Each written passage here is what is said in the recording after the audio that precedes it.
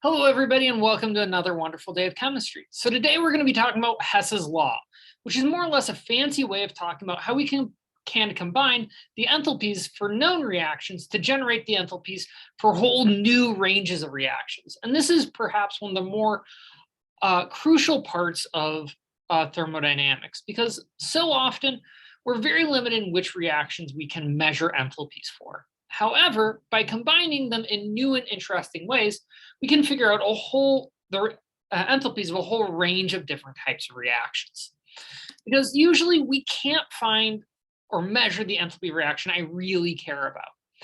But what we can do is make use of the fact that enthalpy is a state function. So as long as I'm able to tie together multiple reactions so that they have the beginning and end states that I really care about, ta-da, I have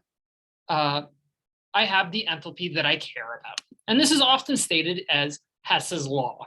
So I can calculate the enthalpy of a reaction by summing up the enthalpies of a series of individual reactions that, when combined, generate the overall reaction I want.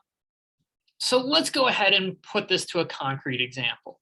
So previously we talked about how we can take sucrose and oxygen, and they naturally combust to form CO2 and liquid water. However, oftentimes this reaction is done under such conditions that you're producing water vapor and not water.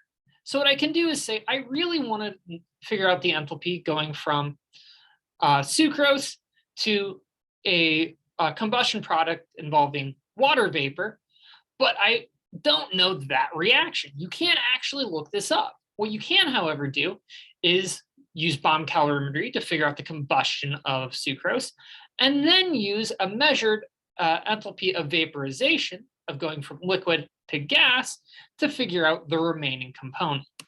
Now, one of the important things to note is that you can combine together a whole range of series of reactions. And the individual stopping points along the way don't actually need to occur in the reaction.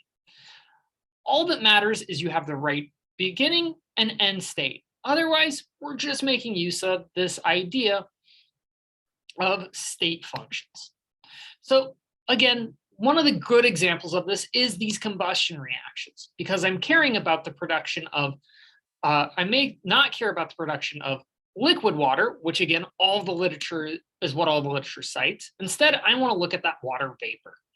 So what I can do is combine together these two individual steps to reactions. And when you're combining reactions, I highly encourage you to put them in series like this to make sure that all of the correct intermediates cancel out. So if I take my combustion reaction, it produces 11 waters, but I want those waters to be in the gas phase instead of the liquid phase. So I need to make sure I've got the liquid phase on the left and the gas phase on the right. And then cross out any intermediates that appear on both products and reactants. So to a certain extent, you can treat this a lot like generating a net reaction. If it shows up on both sides of the arrow, it doesn't matter. Now this leaves me an overall net reaction that produces water vapor instead of liquid water. Now one of the really cool things about Hess's law is if you can do this with the reaction, you can do it with the reaction energies. So we have the reaction energy for combustion. We have the reaction energy for this vaporization of water to gas. And then I can use this to generate my new set reaction. Now, one of the things that I do want to make note of is that a lot of times you have a reaction that's pointed in the wrong direction. So I may have the energy for a condensation reaction instead of a vaporization reaction. From here, the important thing to remember is that, for example, for vaporization, if it's uphill by 44 kilojoules per mole going this way, it means it's downhill or negative 44 going the other way. So if you ever need to flip a reaction, switch products and reactants, you can always do this by just switching the sign. So using these individual reactions, I can go ahead and figure out the enthalpy for this second reaction is just going to be the first reaction plus 11 times the second one, because remember, I need to turn liquid water to water vapor 11 times to turn these 11 water molecules into the vapor phase.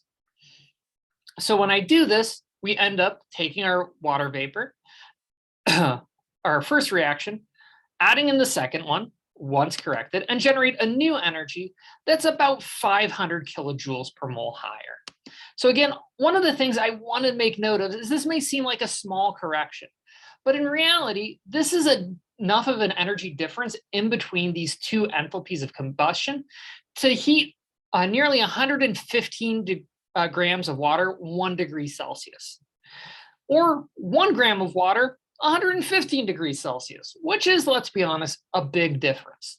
So while these may seem like small little changes when you're combining reactions, added together, they can make a big difference into what's actually happening. So over the next 2 lectures, we'll be talking about how we can make use of Hess's law and how we can use Hess's law to make use of some rather interesting artificial reaction energies that on their own may not be useful, but when you add them together, become very powerful. Until then, take care.